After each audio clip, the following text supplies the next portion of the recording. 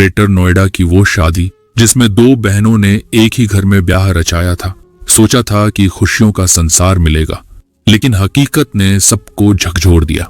कैसे सपनों से सजी जिंदगी धीरे धीरे दहेज की बलि चढ़ गई। साथ ही यह भी जानेंगे कि उस घटना को अंजाम वास्तव में निक्की ने खुद दिया था या फिर इसके पीछे विपिन का हाथ था। आखिर क्या है पूरी मामला, आइए डिटेल्स में समझते हैं। लेकिन उससे पहले वीडियो को लाइक करके चैनल को सब्सक्राइब जरूर कीजिएगा।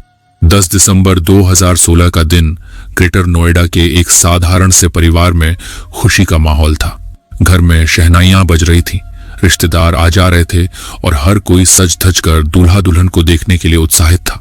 यह शादी किसी आम शादी जैसी नहीं थी, बल्कि इसमें एक खास बात थी। दो बहनों की शादी एक ही परिवार में हो रही थी। निक्की भाती और उसकी बड़ी बहन कंचन भाती, दोनों बहनों के जीवन का यह सबसे बड़ा दिन था। निक्की की शादी वाइपिन भाती से और कंचन की शादी विपिन के भाई रोहित से तय की गई थी। गांव घर में यह बात बहुत चर्चा में थी कि दो बहनें एक ही घर में जाएंगी। लोगों को लगा कि इस रिश्ते से दोनों बहनें हमेशा एक दूसरे का सहारा बनी रहेंगी। माता पिता को भी यह सुकून था कि उनकी दोनों बेटियां एक ही आंगन में रहेंगी, तो शायद पराई होने का दर्द थोड़ा कम लगेगा। शादी के समय परिवार ने दहेज में काफी कुछ दिया। दहेज के तौर पर स्कॉर्पियो गाड़ी, बुलेट मोटरसाइकिल, सोने चांदी के गहने, नकदी, सब कुछ दिया गया। उस समय लगा कि शायद अब बेटियों का जीवन आराम से बीतेगा, लेकिन असली कहानी यहीं से शुरू होती है। शादी के बाद जब निक्की अपने ससुराल पहुंची तो उसके मन में हजारों सपने थे। उसने सोचा था कि एक नई जिंदगी शुरू होगी, पति का प्यार मिलेगा, ससुराल वालों का आशीर्वाद मिलेगा और परिवार में सम्मान मिलेगा। शुरुआत के कुछ दिन वैसे ही बीते जैसे हर नई दुल्हन की जिंदगी में होते हैं, लेकिन धीरे धीरे असली रंग सामने आने लगे। ससुराल वालों की मांगें खत्म होने का नाम नहीं ले रही थीं। शादी के समय जितना भी दिया गया था वह सब उनके लिए कम साबित हुआ। सास दया और ससुर सतवीर अक्सर ताने मारते थे कि इतना दहेज देकर भी क्या मिला, और चाहिए था, गाड़ी तो पुरानी मॉडल की है, पैसे भी कम दिए। ये बातें निक्की और कंचन के दिल को चुभने लगी।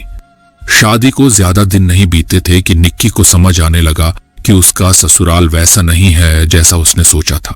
पति विपिन का स्वभाव गुस्सैल था। छोटी छोटी बातों पर नाराज हो जाना, मारपीट कर देना और गालियां देना उसके लिए आम था। जब निक्की ने किसी बात का विरोध करने की कोशिश की तो उसे समझा दिया गया कि यहां हमारी चलती है, तुम्हारी नहीं।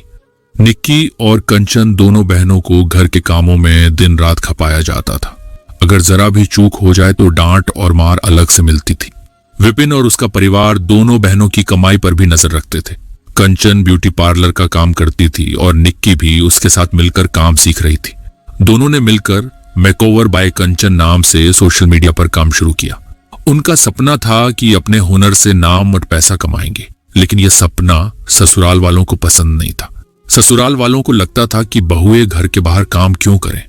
सोशल मीडिया पर रील्स बनाना, फोटो डालना, यह सब उनके लिए इज्जत का सवाल था। बार बार निक्की और कंचन को कहा जाता कि घर संभालो, बाहर के चक्कर छोड़ो। 2016 से लेकर 2025 तक पूरे 9 साल बीत गए, लेकिन निक्की की जिंदगी बेहतर नहीं हुई। शादी के सालों बाद भी ससुराल वाले बार बार पैसे की डिमांड करते रहे। निक्की और कंचन जब भी अपने पार्लर से कुछ कमाती तो वह पैसा उनके हाथ में टिकता नहीं था। सब ससुराल वाले ले लेते थे। आए दिन झगड़े होते थे, कभी गालियां, कभी हाथापाई, कभी घर से निकालने की धमकी। दोनों बहनों के सपनों को बार बार कुचल दिया गया। निक्की ने कई बार अपने परिवार को यह सब बताया। पिता भिखारी सिंह ने समझाया भी कि बेटी सब्र कर, वक्त बदल जाएगा, लेकिन वक्त बदलने की बजाय और कठोर होता गया। बाहर से देखने पर लोग सोचते कि निक्की और कंचन की शादी एक अच्छे परिवार में हुई है, लेकिन हकीकत बहुत अलग थी। निक्की हर दिन डर और तनाव में जीती थी। उसके बच्चे भी इस माहौल को महसूस करने लगे थे। छोटा बेटा कई बार मां को पिटते हुए देखता और डर जाता। निक्की अक्सर अपनी बहन कंचन से कहती, दीदी, अगर हमारा पार्लर फिर से खुल जाए तो हम दोनों खुद के पैरों पर खड़े हो जाएंगे, लेकिन ये लोग हमें ऐसा करने ही नहीं देंगे। उसकी आंखों में हमेशा उम्मीद और दर्द दोनों झलकते थे। 21 अगस्त 2025 से कुछ दिन पहले ही निक्की और कंचन ने तय किया कि वे अपना पार्लर फिर से शुरू करेंगी। उन्होंने सोशल मीडिया पर भी प्लान बनाया कि ग्राहकों से जुड़ेंगी, लेकिन यह फैसला निक्की की जिंदगी पर भारी पड़ गया। उस दिन दोपहर में जब निक्की ने विपिन को बताया कि वह और कंचन पार्लर शुरू करना चाहती है तो घर में बड़ा झगड़ा हुआ। विपिन आग बबूला हो उठा। उसने कहा, हमारे घर की औरतें रील्स नहीं बनाएंगी, पार्लर नहीं चलाएंगी, जो भी करना है इस घर से बाहर जाकर करो। निक्की ने जवाब दिया, मैं अपने हुनर से कुछ बनना चाहती हूं, इसमें बुराई क्या है। यही बहस धीरे धीरे बड़ी लड़ाई में बदल गई। विपिन ने हाथ उठाया, सास ने ताने मारे और पूरा घर उसके खिलाफ खड़ा हो गया। निक्की को अंदाजा भी नहीं था कि यह लड़ाई उसकी जिंदगी का आखिरी दिन बनने वाली है।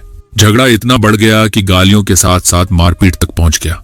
निक्की का 6 साल का बेटा वही सब देख रहा था। बाद में उसने पुलिस को बताया, मेरी मम्मी को पहले चांटा मारा, फिर उनके ऊपर कुछ डाला और फिर मम्मा के ऊपर पहले कुछ डाला, फिर मम्मा को चांटा मारा।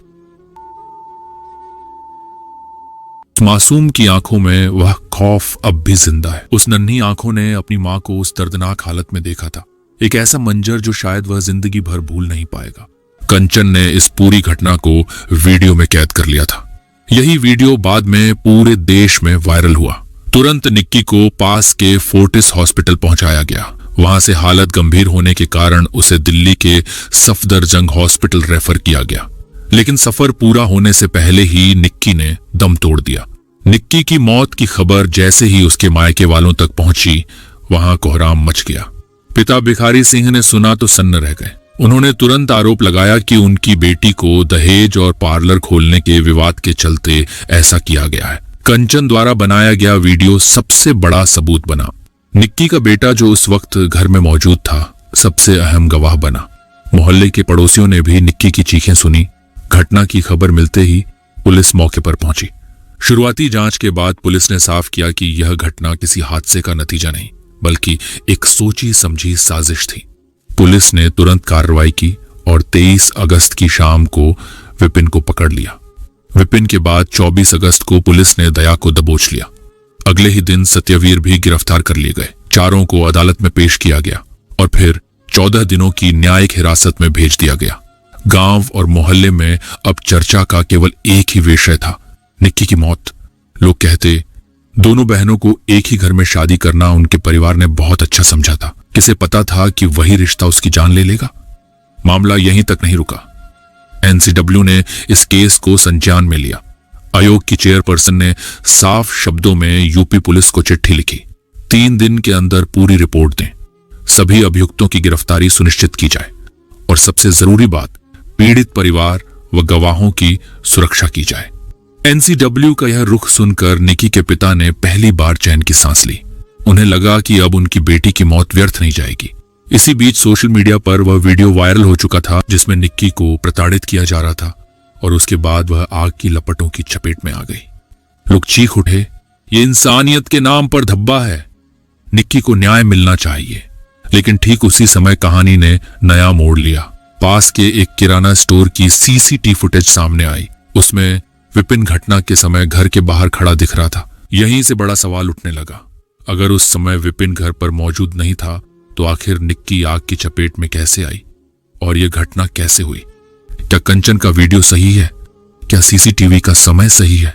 या फिर किसी ने जानबूझकर कैमरों के साथ छेड़छाड़ की? इस रहस्य ने पूरे केस को और उलझा दिया। पुलिस इस मामले की बारीकी से जांच कर रही है। तो दोस्तों, आपको क्या लगता है? अपनी राय कमेंट में जरूर बताएं।